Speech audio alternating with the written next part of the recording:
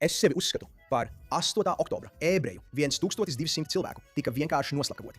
Es nedomāju, ka tā ir kādas puses izvēle. Es domāju, ka tā ir cilvēces puses izvēle. Pēc tam, kad sāku biežāk publicēt ierakstus nākamajās nedēļās pēc 7. oktobra, es vien Instagram zaudēju no 25 līdz 30 tūkstošiem sekotāju. Ikreiz, kad tu ej patiesības un autentiskuma ceļu, tu vienmēr pa ceļam zaudēsi cilvēkus. Un tu arī piesaistīsi tos cilvēkus, kuriem ir jābūt tavā dzīvē. Svarīgākais, kas katram ebrejam uz šīs planētas ir jādara, ir atbraukt uz Izraēlu un pavadīt šeit laiku. Un sajust šo maģiju, sajust enerģiju, būt pilnīgi bez kautrēšanās, lepnam par savu jūdeismu. Bailes nekad neuzvar. Un mēs atkal esam atpakaļ kvada intervijās, intervējot ļoti interesantus cilvēkus. Un šodien es intervēju ļoti interesantu vīrieti. Jeremy Awakens ir viņa vārds Instagramā. Viņa vārds ir Jeremijs Aronsons. Viņš ir veselības uzņēmējs un tagad ir kļuvis par aktīvistu. Jeremy, laipni lūgts. Esmu ļoti priecīgs būt šeit. Ir tik lieliski, ka esi šeit. Jeremy, ļauj man sākt ar acīm redzamo jautājumu. Jeremy Awakens, tu pamodies 7. oktobrī, vai ne? Jā, es sevi uzskatu par 8. oktobra ebreju. Tad pastāst man, kas notika, jo tev bija vai joprojām ir lielisks bizness. Tu esi veselības trenere vai veselības konsultante. Tu nebiji bijusi Izrēlā 12 gadus, ja nemaldos. 13 gadus pirms 7. oktobra. Jā. Pastāsti mums par 7. oktobrī un par to, kas notika nākamajās nedēļās. Jā, protams, paldies, ka pajautāji. Tātad es pirmo reizi atbraucu uz Izraēlu pēc vidusskolas. Piedalījos gada pārtraukuma programmā. Es lieliski pavadīju laiku. Es biju Baģjamā, Jeruzalemē, jauniešu ciematā netālu no Rehovotas. Pēc pāris vasarām atgriezos, kad man bija 20 gadi. Un tad devos studēt uz universitāti Amerikā, kur nebija īpaši stipras ebreju kopienas, un es tā kā vienkārši attālinājos. Labi. Un es vienmēr biju ļoti aizrāvies ar veselību un fizisko sagatavotību. Mans tēvs bija smadzeņu speciālists, un mani vienmēr interesēja smadzenes. Un es meklēju veselību un garīgumu visos iespējamos veidos, izņemot jūdeismu. Wow. Un patiesībā tas bija pāris nedēļas pirms 7. oktobra, kad es pārdzīvoju ļoti tumšu periodu savā dzīvē. Un vairākas nedēļas pēc kārtas es negribēju no rīta izkāpt no gultas. Un es domāju, kas manā dzīvē pietrūkst? Ir kaut kāda tukšuma sajūta, ar kuru man jātiek galā. Man jānoskaidro, kas patiesībā ir šīs sajūtas pamatcēlonis. Un es vienkārši meditēju. Vienu vakaru apsēdos viens pats un burtiski redzēju, kā Dievs nostājas man priekšā un saka, kur tu esi bijis, brāl? Tā kā Tas bija pirms 7. oktobra. tas bija apmēram 2 nedēļas pirms tam. Tas ir dīvaini. Jā. Labi. Un tas bija neilgi pēc manas 33. dzimšanas dienas, ja nemaldos. Un tajā šabatā es devos uz Chabad Miami Beachā. Kur tu nekad neesi bijusi? Nē. Es domāju, Skaties, būsim godīgi. Tu uzaugi ebreju ģimenē un esi ieskauta ebreju vidū Miami. jā, Šī nebija tava kopiena. lielisks jautājums. Es patiesībā uzaugu Kalifornijā, San Francisco līča apgabalā. Ļoti sekulārā ebreju kopienā. Labi. Nemaz nebija stipri iesaistīts. Un, kad es pārcēlos uz Dienvidu Floridu apmēram pirms vairāk nekā 10 gadiem, es patiesībā mēģināju iesaistīties ebreju kopienā. Pirmās šabata vakariņas, uz kurām es devos Aventurā, Floridā, ja zināt. Jā. Es apsēžos pēc tam, kad rabīns ir noskaitījis kidušu, un puisis blakus man saka, tas ir slikti. Un es prasu, kas ir slikti? Viņš saka, ka tevi nevarēs apglabāt ebreju kapsētā, jo tev ir tetovējumi. Lūdzu. Un es biju tāds, čali, mēs pat vēl neesam. Tā tu Nesaki sāki šīs sviki. attiecības. Pirmkārt, tas absolūti nav taisnība. Citādi holokausta izdzīvojušie ar tetovējumiem uz rokām netiktu apglabāti ebreju kapsētā. Jā, un vēl svarīgāk, tas tikai vēl vairāk apstiprināja, kāpēc man iepriekš nepatika jūdeisms. Tāpēc, ka daži cilvēki tevi atbaidīja. Es jūtu, ka tas bija ļoti. Man šķita, ka reliģiozie cilvēki skatās uz tiem, kas nav tik reliģiozi, kā uz mazāk vērtīgiem. Un tagad es jūtos tā, it kā man būtu misija patiesi veicināt lielāku vienotību ebreju tautā. Man nav svarīgi, vai tu esi sefards, aškenazs, kreisais, labējais, zils vai sarkans, reliģiozs vai nereliģiozs. Mēs visi esam daļa no šīs unikālās ciltas. Mēs esam tikai 0,2% no pasaules iedzīvotājiem. Kāpēc mēs radām divas? 2. Cilvēki turpina teikt 0,02. Vai tu esi pārliecināts? Es esmu diezgan pārliecināta. 0,02%. Neatkarīgi no tā, mēs to apskatīsim. Mēs pārbaudīsim faktus, neatkarīgi no tā, vai ne. Mēs esam 15 miljoni starp 8 miljardiem cilvēku. Un es domāju, kāpēc mēs radām šķelšanos savā ciltī. Nu, tā taču ir liela ebreju tradīcija, vai ne? Strīds. Jautājums ir, kad strīds debesu vārdā, kā mēs sakām, pārvēršas toksiskās, neglītās šķelšanās. Bet atgriezīsimies pie tām 2 nedēļām pirms 7. oktobra. Un pie tā, kas mazliet notika novirzījāmies 7. no tēmas. oktobrī. Jā, viss kārtībā. Tātad būtībā tas notika. Tātad tev bija kaut kāda atklāsme dažas nedēļas pirms 7. oktobra, kad tu saprati, ka tev dzīvē vajag vairāk ebreju garīguma. Tieši tā. Tad tu devies uz Chabad. Es devos uz Chabad nākamajā pirmdienā. Chabad rabīns satika mani kafejnīcā, kurā es parasti strādāju no rītiem Miami Beachā. Un mēs tur sākām likt tefilinu. Viņš vienkārši atnāca, viņš atbrauca uz savu velosipēdu, mēs likām tefilinu, mēs mazliet parunājāmies, un tad turpinājām savu dienu. Un kas notika?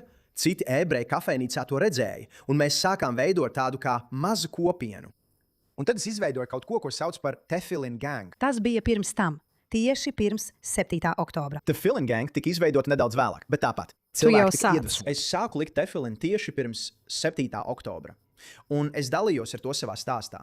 Un cilvēki teica, es pat nezināju, ka tu esi ebrejs. Un tas atveda reliģiozus cilvēkus, kuri bija attālinājušies no jūdaisma atpakaļ. Viņi teica, tas ir interesanti. Šis puisis, kur es sekoju, meklē vairāk jūdaisma. Tas ir interesanti. Varbūt es arī gribu atkal pieslēgties šai enerģijai. Tad pienāca 7. oktobris. Atceros, ka tā bija svētdiena. Es biju Soho Beach House Miami pludmalē. Lieliski pavadīju laiku uz jumta baseina. Un viens no maniem draugiem, ar kuriem biju kopā, parādīja man savu telefonu. Viņš teica, hei, Izrēlā notiek kaut kas traks. Sākumā es domāju, Izrēlā vienmēr kaut kas traks notiek, bet tad viņš teica, nē, šoreiz tas izskatās nopietnāk. Tāpēc drīz pēc tam es devos mājās un paskatījos, kas notiek, un biju pārsteigts, tas tiešām ir neprāts. Un vēl trakāk bija tas, ka es atceros, ka varbūt jau nākamajā dienā, 8. oktobrī, ievietoju stāstu Instagramā. Es domāju, tas ir vienkārši traģiski, saprotiet? Un man bija vairāk cilvēki, kurus es patiešām uzskatīju par saviem draugiem garīgajā kopienā, Miami kopienā. Un viņi saka, tu radi šķelšanos un sašķeltību cilvēces starpā, izvēloties kādu pusi. Un es biju tāds, par ko tu runā, draugs? Tikko tika noslapkavoti 1200 cilvēki.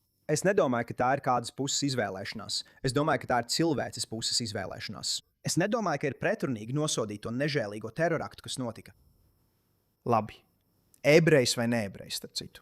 Es esmu cilvēces pusē, vai ne? Tā tas notika. Un tad, vai tie bija cilvēki, no kuriem tu to negaidīji? Jā, Piemēram, tie, kas tevi kritizēja par nostājas paušanu. klausies, es esmu kļuvis ļoti imūns pret kritiku un atcelšanu, un cilvēkiem, kas mani noliek, zini, jau kopš 2020. gada sākuma. Un man bija savi uzskati par vakcīnu un covid. Jā. Tāpēc daudz cilvēki mani Tu par to džau. kritizēja. Un tā es izveidoju biezu ādu. Šajā brīdī es biju tāds, es par to neatvainojos. Es saku savu patiesību. Ja tev tas patīk, lieliski. Ja nepatīk, arī lieliski. Pareizi. Un kas notika, jā, viens no maniem labākajiem draugiem Miami Beachā burtiski dzīvoja 2 kvartālus no manis. Es atceros savu pirmo ierakstu, ko publicēju laikam 9. vai 10. oktobrī. Viņš komentēja, viņš man neuzrakstīja ziņu, viņš man neuzrakstīja īsziņu, piemēram, čau, kā tev klājās. Es zinu, ka tu esi ebrejs, tev droši vien ir diezgan grūti. Viņš burtiski komentēja ierakstu un teica, tev vajadzētu saukties Jeremy Asleeps, nevis Jeremy Awakens. Tu šobrīd esi aizmidzis. Un es biju tāds, čali, tev pat nav drosmes pārnākt pāri 2 kvartāliem līdz manai mājai un parunāties, saprot? Un tad es sapratu, ka šis būs interesants ceļojums. Un šajā ceļojumā tu zaudēji vairākus 10 000 sekotāju, vai ne? Jā, es sāku ar to, ka vēlējos vairāk izglītot sevi par to, kas notiek. Bet es sāku ar to, ka katru rītu ierakstīju stāstus. Cēlos ļoti agri un domāju, labi, ko es šodien varu darīt, lai atbalstītu ebreju tautu un Izraēlas valsti šajā laikā? Un tad es sāku kļūt pārliecinātāks, un man kļuva pretīgi no visa, ko redzēju notiekam Eiropā un visās šajās lielajās pilsētās. Bet vai tava paša kopiena tevi pievīla? Es domāju, ar kopienu, es domāju veselības un labsajūtas kopienu. To kopienu, kurai tu piederēji, tavu profesionālo kopienu. Vai tu izjūti īpašu pretestību no viņa puses? Jā, tiešām, garīgā kopiena. Vai arī garīgā kopiena, jogas kopiena, meditācijas kopiena? Tas ir smieklīgi, jo tas patiešām lika man pārdefinēt, kas ir garīgums. Jo daudz cilvēku domā, ka garīgums ir tāds, es iešu uz šo meditācijas retrītu, es nodarbošos ar jogu. Es ēdīšu granolu. Jā, tieši tā. Un lai mani nesaprot nepareizi, šīs lietas patiešām var padarīt tevi garīgāku, bet es sapratu, ka lielākā daļa šo cilvēku vienkārši izmantoja garīgumu kā masku. Maska? Kādā ziņā? Maska, lai izskatītos pēc ļoti līdzjūtīga, taisnīga cilvēka, kad patiesībā viņi ir pilnīgi pretēji. Viņi vienkārši ir apjukuši. Viņi seko šim stāstījumam, ko redz TikTok vai tradicionālajos medijos, nevis patiešām meklē patiesību. Un man garīgums ir patiesība. Tā ir īsta, autentiska saikne ar patiesību. Tā ir tieša saikne ar Dievu. Un bez šīm lietām tu patiesībā nevari būt garīgs. Zini, mans rabīns saka, ka garīgums būtībā ir gars un rituāls, vai ne? Tātad rituāls ir piemēram teikt lūgšanu, modah ani, aptīt tefilinu, darīt šīs lietas. Un tas ir arī tas, ka tu jūti šo pastāvīgo enerģiju no Dieva un dari šīs lietas ikdienā, lai iemiesotu to. Bet jā, es biju tik sašuts, jo šie cilvēki, kas visu laiku runā par mīlestību un gaismu, Tie bija tie, kas sauca globalizējiet intifādu. tieši tā. Un klausies, es esmu iemācījies vienkārši kaut kā, tas man bija lielisks mācību brīdis, kā patiešām atlaist. Atlaist gaidas, atlaist jebkādus priekšstatus. Un patiešām koncentrēties uz sevi, savu patiesību un ebreju tautu. Man tas bija ļoti skaidrs. Lai atbildētu uz tavu jautājumu, pēc tam, kad sāku biežāk publicēt ierakstus nākamajās nedēļās pēc 7. oktobra, es zaudēju starp 25,000 un 30,000 sekotāju tikai Instagramā. Tas ir daudz. Un tajā procesā skaistākais bija tas, ka cilvēki, kuri turpināja mani sekot, patiešām vēl vairāk noticēja manai misijai. Bija tik daudz ebreju no dažādām vietām, kur teica, man tu patika jau iepriekš, es pat nezināju, ka esi ebrejs. Un tagad es tevi mīlu vēl vairāk. Un tagad ir tā, wow, mēs tagad esam šajā ceļojumā, mēs uz to liekam vēl lielāku uzsvaru. Tāpēc es domāju, ka ļoti vērtīga mācība ir tāda, ka tu ej patiesības un autentiskumu ceļu, tu vienmēr pa ceļam zaudēsi cilvēkus. Un tu arī piesaistīsi cilvēkus, kuriem ir jābūt tavā dzīvē. Es piekrītu. Tas ir kā filtrs muļķiem. Jā, tas ir ļoti labs veids, kā to pateikt. Tas vienkārši ir filtrs sliktiem cilvēkiem. Tā es to redzu. Vai vismaz apjukušus cilvēkus. Vai tos, kuri pat neveltīs tam laiku. Zini, man ir daudz draugu ārzemēs, kuri ir zaudējuši daudz draugu. Cilvēks, kurus viņi uzskatīja par draugiem. Un tad es padomāju, ja šie cilvēki pat nevar pieņemt, ka tev un tavam viedoklim varētu būt taisnība, iedziļināties un noskaidrot, kas patiesībā notiek, tad viņi nekad nav bijuši īsti draugi vai nav tevi cienījuši jau no paša sākuma, zini? Un tas ir tas filtrs. Tagad, Džeremij, man tiešām patīk skatīties vienu no lietām, ko tu bieži publicē. Es domāju, tātad tu joprojām esi veselības uzņēmējs un esi iesaistīts jaunu uzņēmumos. Un tu esi izveidojis dažus arī sociālos uzņēmumus. Tava Tfilin Gang un tava šabata, divāna šabata, paplašinātais šabats, kas, manuprāt, ir viena no dāvanām, ko ebreji var dot pasaulē. Tas ir šabats. Un Čārlijs Kirks, lai viņa dvēsele dus mierā, uzrakstīja grāmatu par to. Par to vienu dienu nedēļā, kad mēs varam atslēgties, būt kopā ar ģimeni, saprast, ka viss ir par kaut ko lielāku nekā mēs paši. Es patiesi tam ticu. Bet kas man tiešām patīk, ir tas, ka tu veido saturu par savu iepazīšanās dzīvi Izrēlā un savu iepazīšanās dzīvi Miami. Un es tev kā brīvajam vecpuisim jautāšu. Pastāsti mums par kādām negaidītām atšķirībām, ar kurām tu nebiji rēķinājies, kad sāki biežāk braukt un pavadīt vairāk laika šeit, Izrēlā. Labi, tas ir lielisks jautājums. Tas ir interesanti, jo es esmu ļoti atklāts par daudzām lietām sociālajos tīklos. Tu tiešām esi.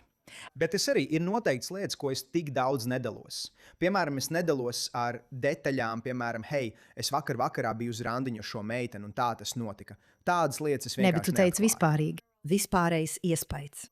Protams. Tad es teikšu tā.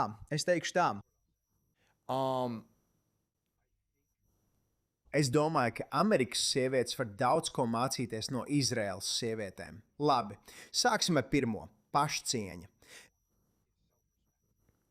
Tas ir ļoti normāli, īpaši tādā vietā kā Miami, bet, manuprāt, visā Amerikā ir ierasts aiziet uz pāris randiņiem ar meiteni un tad ar viņu gulēt. Tas ir gandrīz sagaidāms. Tas gandrīz ir kļuvis par normu, vai ne? Izrēlā tā nav norma. Tev patiešām ir jāizveido dziļāka, nozīmīgāka saikne ar sievieti. Tev jāliek viņai justies droši. Viņai ir jāspēj tev pilnībā uzticēties. Ja viņa tev dos šādu tuvību, Un es domāju, ka tas ir skaisti. Es domāju, ka tā tam arī jābūt. atkal, gandrīz katra izrēliete dienēja armijā, kad viņai bija 18 gadi. Tāpēc viņām ir arī pavisam cits neatkarības spēka un izturības Un briedums, līmenis. Padomā par to. 18 gadus vecas meitenes Amerikā, koledžā, piedzerās līdz nemaņai, dara visādas lietas, un atkal, es to nenosodu, bet es tikai saku, ka kuru no šiem ceļiem es vēlētos, lai mana nākotnes sieva būtu izvēlējusies. Vai tava meita? Tieši tā. Tās ir dažas būtiskas atšķirības. Tās ir dažas būtiskas atšķirības. Es domāju, ka arī Izraēlas sievietes no tīra fiziskā viedokļa ir daudz pievilcīgākas nekā meitenes Miami. Es domāju, ka Miami ir. Miami ir pazīstama ar skaistām sievietēm. Tātad es domāju, ka šeit ir atšķirība. Labi, Miami ir daudz pievilcīga meiteņa. Zini, daudz grima, lūpu injekciju, krūšu implantu. Atkal, es neesmu šeit, lai spriestu par šīm lietām. Tas ir tavs ķermenis, tava izvēle. Dari, ko vēlies. Labi. Bet viena no lietām, kas man sievietēs Izrēlā šķiet vispievilcīgākā, ir tas, ka viņas pārsvarā ir diezgan dabiskas. Viņām ir tāds vidusjūras mirdzums. Viņām ir šī skaistā būtība. Un es domāju, ka šī būtība nāk no tā, ka viņas ir vairāk saistītas ar savu dvēseli. Un šķiet, ka viņas ir pārliecinātākas par savu ķermeni. Viņām nav vajadzības pēc šī botoksa, lūpu injekcijām vai implantiem. Varbūt arī sociālais spiediens ir mazāks. Jums arī jāsaprot vide. Tas visticamāk ir mazāk vietspusēji, jo mums nav laika. Ziniet, mums ir jācīnās ar ienaidniekiem, tāpēc varbūt mums vienkārši ir mazāk laika šāda veida kopšanai.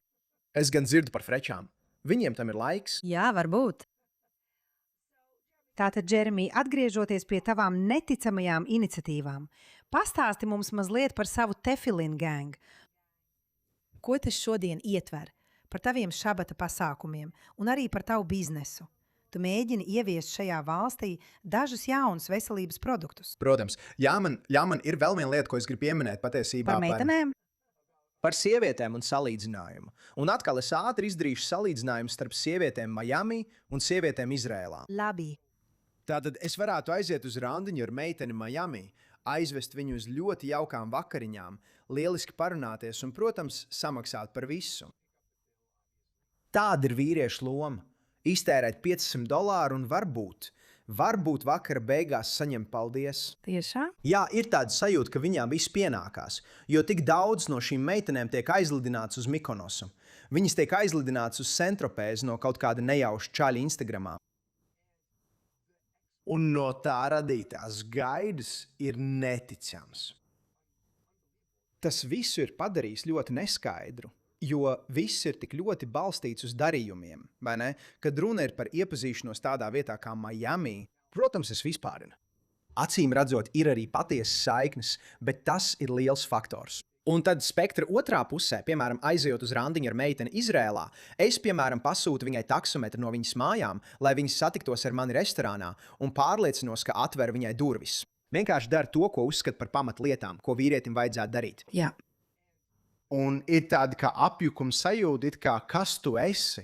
Un es saku, nē, tas ir. Vai tas ir pa īstam? Un es domāju, varbūt Izraēlas puiši nosaka zemu latiņu, kad runa ir par bruņniecību. Nē, Šeit gandrīz nemaz nav bruņniecības. tāpēc tas arī ir kaut kas, ko es novērtēju, jo, manuprāt, pateicība ir ļoti svarīga attiecību dinamika. Es tev piekrītu. Man tas ir cilvēka pārbaudījums. Ja viņš ir nepateicīgs, atvainojos, vai arī pateicīgs cilvēks. Jo būt pateicīgam nozīmē novērtēt to, ko Dievs tev ir devis. Galu galā. Un es esmu pārliecināts, ka tas tev ir palīdzējis. Cik ilgi tu esi precējies? Esmu precējusies gandrīz 28 gadus. Wow, paldies Dievam, jā. Mēs pēc 2 nedēļām svinēsim 28. kāzu gada dienu. Un nezinot neko par jūsu laulību, es pieņemu, ka jūs laiku pa laikam veltāt laiku, lai atzītu un izrādītu pateicību un mīlestību viens otram. Es domāju, ka triks vai noslēpums ir tajā, ka mēs abi jūtamies pateicīgi. Zini, mēs abi joprojām jūtamies pateicīgi, ka esam viens otru atraduši. Tāpēc es domāju, ka tas ir svarīgi, jo tas nav pašsaprotami. Man ir daudz brīnišķīgu draugu, kuri nekad nav atraduši mīlestību, vai kuri joprojām to meklē. Un es laimēju loterijā. Tā es to redzu. Un es domāju, ka mans vīrs jūtas tāpat. Tāpēc pateicība ir liela daļa. Tā ir liela daļa arī jūdaismā. Pirmā lieta, ko mēs sakam, kad no rīta pieceļamies, ir paldies Dievam par to, ka es varu elpot, ka es varu piecelties, ka es varu staigāt, ka es varu redzēt. Tas ir tik spēcīgi. Lūkšana, modeni tu, bet tas viss ir par pateicību. Un es domāju, ka jo pateicīgāks tu esi kā cilvēks, vai jo vairāk tu aktīvi praktizē pateicību, jo laimīgāks tu esi. Jā. Jo laimīgāks tu esi, jo tu neskaties uz to, kas tev nav, bet gan uz to, kas tev ir. Kas ir? Tā ir pateicība. Un tas ir viens no iemesliem, kāpēc atgriežos pie jūdaisma. Viena no lietām, ko esmu iemācījies novērtēt, ir tas, ka mēs veltam laiku, lai izteiktu pateicību par visu. Tieši tā. Mūsu rokas no rīta. Zini, pirms mēs ēdam, pēc tam, kad mēs ēdam, pēc tam, kad ejam uz tualeti, tas burtiski nozīmē visu dienu uzņemt šīs mazās hašam enerģijas mikrodevas.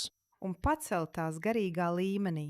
Tieši tā. Un viss ir par pateicību. Es tev piekrītu. Tātad, atgriežoties pie tava sākotnējā Tātad tu jautājuma. saki, ka izrēlietis ir pateicīgākas, kad tu viņām atver durvis. Jā, es domāju, un atkal lielākoties man ir bijušas arī ļoti interesants pieredzes, piemēram, ar ļoti sliktu komunikāciju. Es daudz esmu strādājis pie sevis, lai labāk sazinātos un izteiktu to, ko jūtu. Un es sapratu, ka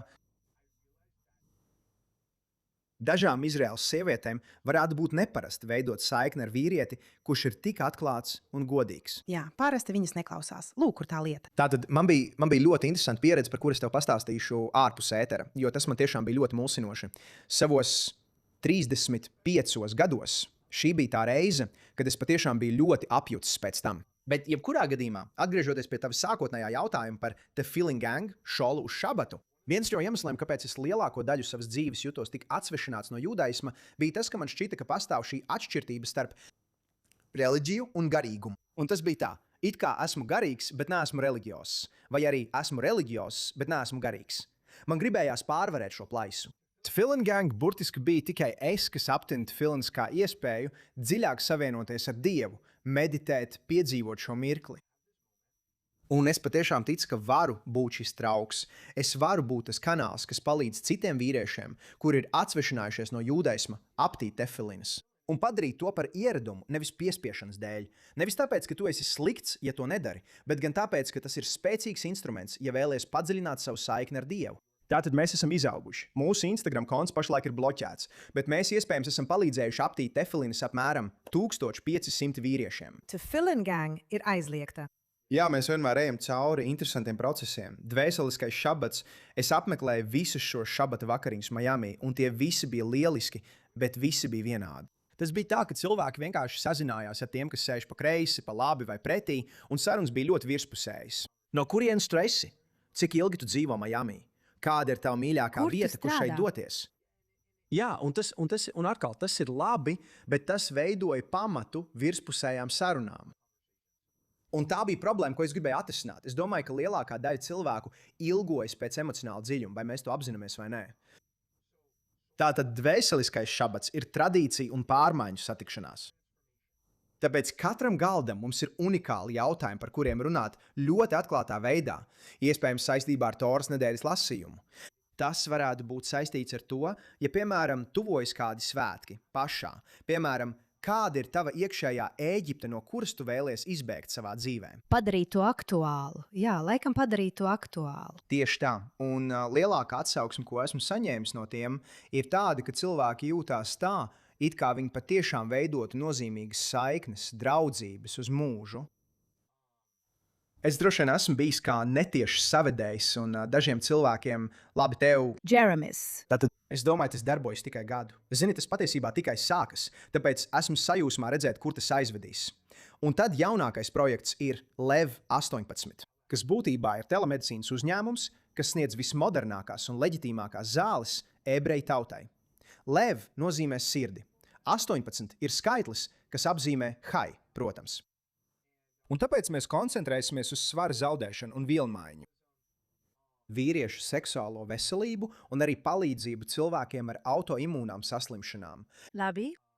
Piemēram, policistisko olnītes sindroms, Krona slimība, Tātad mēs strādāsim ar peptīdiem un citām zālēm, un mums ir certificēti ārsti visos 50 Amerikas štatos. Tas ir lieliski. Un tad, cerams, pēc tam, kad mums pirmajā gadā Amerikā būs daudz panākumu, varbūt mēs varēsim atbraukt uz Izraēlu un nest mīlestību. Cerēsi. 18 šeit.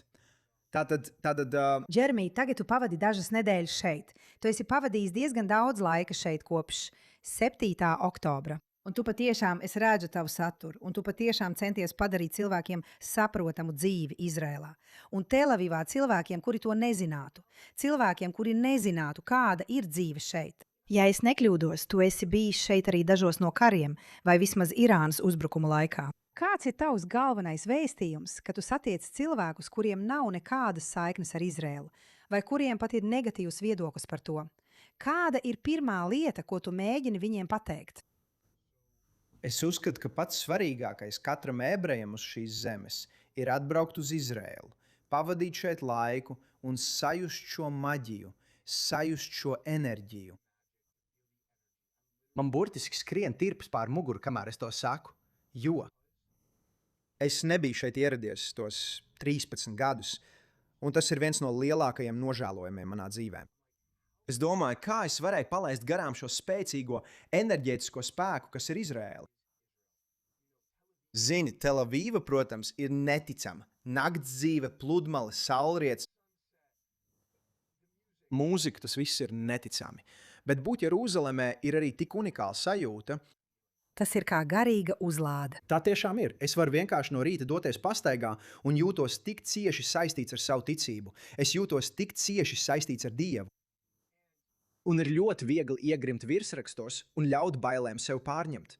Kā mans Dievs šeit nav droši braukt? Un tad tu atbrauc šeit un domā, wow, es nekad dzīvē neesmu jūties tik droši. Saproti? Un es domāju, ka tas man ir ļoti svarīgi. Ir arvien vairāk un vairāk jaunu ebreju, kuri patiesībā ir pret Izrēlu. Jā, tā ir.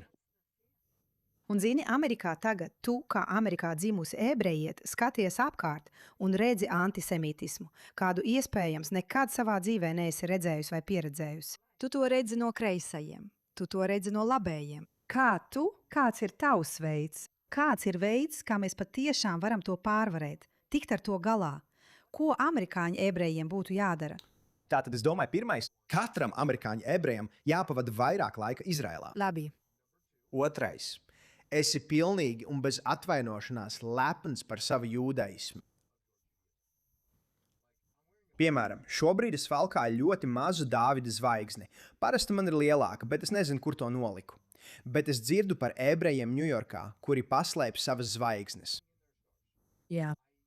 Viņi maina savu vārdu Uber lietotnē, jo nevēlas, Vadītājs. lai vadītājs potenciāli uzzinātu, ka viņi ir ebreji. Un tas, ko man jāsaka šiem cilvēkiem, ir tas, ka jūs patiesībā padarat problēmu vēl sliktāku. Es piekrītu. Jūs uzturat šo ciklu. Bet viņi ir nobijušies, Džeremij. Viņi ir nobijušies, un tas ir īsts. Arī tā ir taisnība. Bailes nekad neuzvar. Un ja tu turpināsi rīkoties, baidoties parādīt savu patieso identitāti, kā tu domā, kā reaģēs pārējā pasaule? Jā. Atkal, kad ebreju tauta ir savā labākajā formā, viņi ir vienoti, viņi ir stipri, viņi ir lepni. Tiklīdz mēs parādām ievainojamību savā kopienā, pasaule zina, kad esam vāji. Es piekrītu. Tieši nepamatotais naids sagrāva otro templi. Tieši tā. Labi, romieši to fiziski iznīcināja, bet īstais iemesls bija nepamatotais naids starp ebrejiem. Jā, tieši tā. Viena no bandām viņus izsauca, lai iznīcinātu otru bandu. Tāpēc tas arī notika. Man tas ir tik vienkārši, un es domāju, ka vecākiem vajadzētu labāk